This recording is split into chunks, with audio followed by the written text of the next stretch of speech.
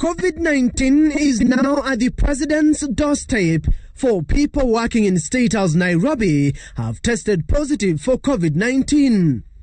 A targeted mass testing was conducted in State House, with spokesperson Kanze Dena Mararo confirming that during last week's mass COVID-19 testing held on Thursday, 4 persons were found to have contracted the disease. The infected persons were admitted at the Kenyatta University Teaching, Referral and Research Hospital in Kiambu County for treatment, with focus now shifting to their family members and close contacts that they interacted with before isolation. President Uhuru Kenyatta and First Lady Margaret Kenyatta, according to State House spokesperson, have also been tested and are COVID-19 free.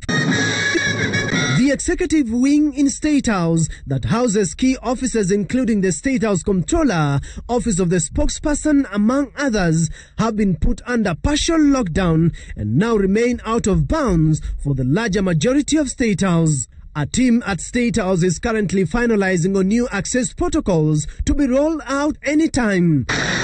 But before these new procedures are released, State House is out of bounds, no one is allowed in, and those inside are not allowed to leave until further notice.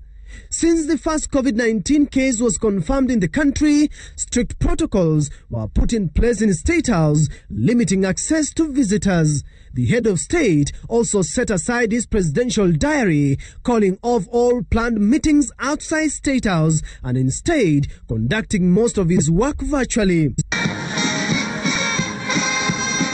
Both Madaraka Day and Labor Day celebrations were hosted at State House with the number of guests allowed in as one of the measures to protect the house on the hill from the new coronavirus. For you to get to State House, layers of screening have been installed, begging the question, why and how did the virus penetrate State House? At point A, everyone getting to State House is screened and body temperature checked. At point B, more screening is done with thorough sanitizing of persons and their personal belongings. Since the first case of COVID-19 was reported in the country, State House Nairobi introduced strict protocols that every guest getting to State House must follow before meeting the president or interacting with staff inside State House. In Get D, you'll get vigorous screening by security personnel and even medical officers. You'll go for another 100 meters. You'll get a holding area where you'll again undergo another intense screening. For stage 2 will be the holding area where you will have even to remove your face mask, dump it, and get a new face mask before you get into the third phase of screening as you get your way to State House. With all these screening points, with a distance of about 500 meters, that makes you believe that State House could be the safest place to stay away from COVID-19.